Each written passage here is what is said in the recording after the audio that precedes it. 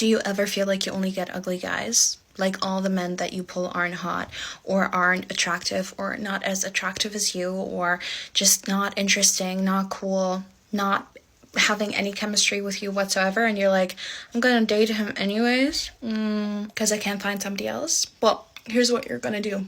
You're gonna stay single.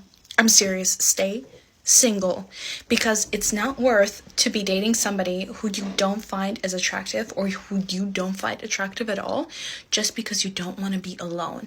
And there is nothing more attractive than a girl who is in her own power, a girl who knows what she wants, who doesn't take any shit, and who is not running after a guy. For what? For what? Just so you can say, I'm in a relationship?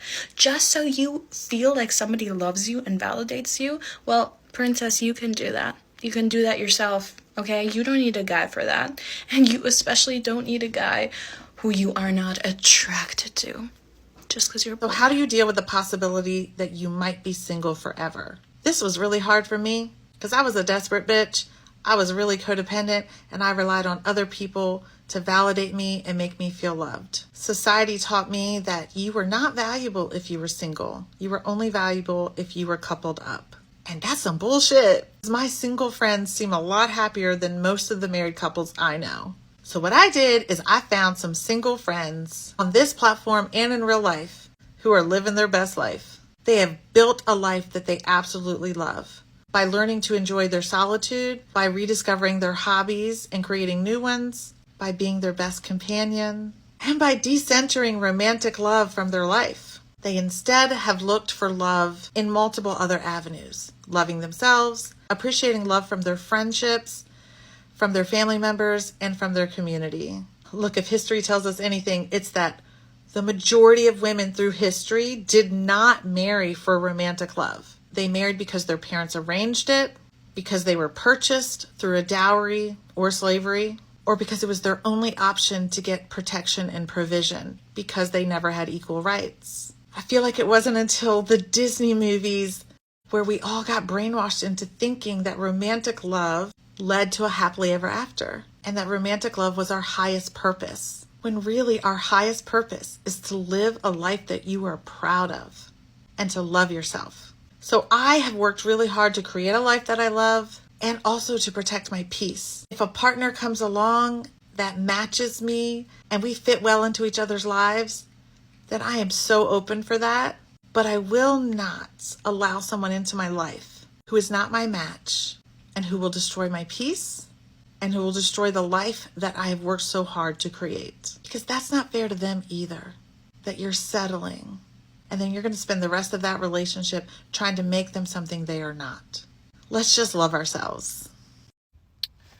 Why is it so embarrassing for some reason to be 27, almost 27 and a half in May, and single? Like, single as all heck. Nothing in my life has gone the way that I thought it would, which is fine.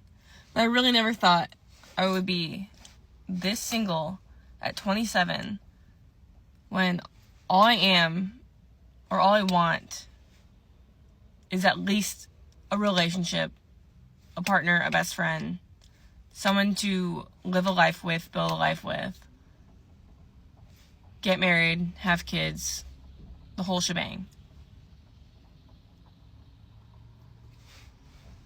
Like, I always think of people, which isn't, like, right of me, but I'm like, why are you 27? Like, why are you in your late 20s or early 30s and you're single? Like, what must be wrong with you that you're single at that age?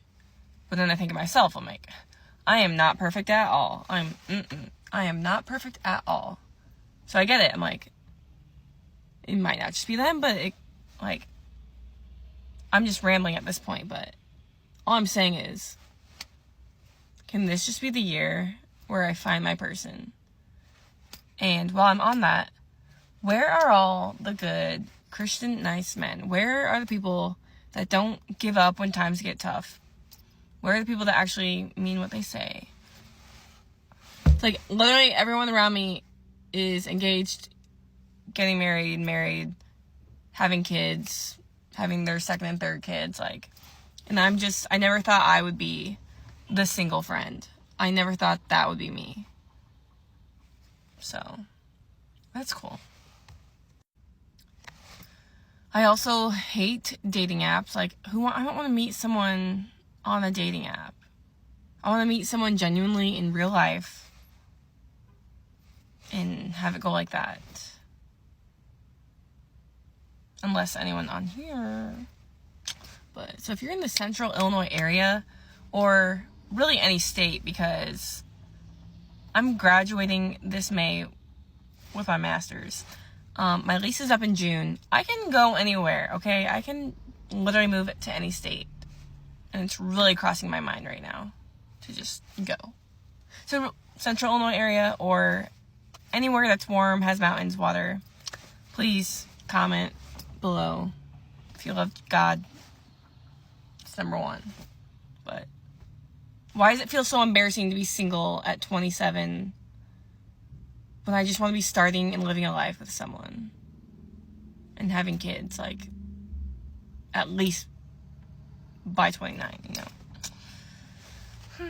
Dating is exhausting to me, especially when you're single as a woman, right? I feel there's a lot of pressure for a woman to have a partner or to be dating, to have somebody to call hers. And what I'm personally starting to realize is that being single is such a crucial part of life. And personally, for me, I find that there's 3 big reasons why being single is such an important part of your life. It's almost like this unique phase in life where you have the opportunity to prioritize yourself and your needs. And the 3 big reasons for me are the following. The first is self-discovery. You get to understand who you are and what you want in life without the influence and compromise of a relationship. Second, you get to focus on your goals. And this is so important, especially in your 20s. This is the time in your life where you can pursue career advancements and aspirations that you have and give it the time it needs without the responsibilities of a relationship. And last is independence. I am fully learning this in my season of singleness, and you learn to rely on yourself and you make decisions completely on your own. And the best thing is you get to make decisions without the need for consultation with a partner. Like I said, being unattached is a distinctive stage in your life where you get to put yourself at the forefront of your priorities. So enjoy every second of it because it is absolutely needed for your growth. Your person is out there. Rest assured that God is working everything in your favor.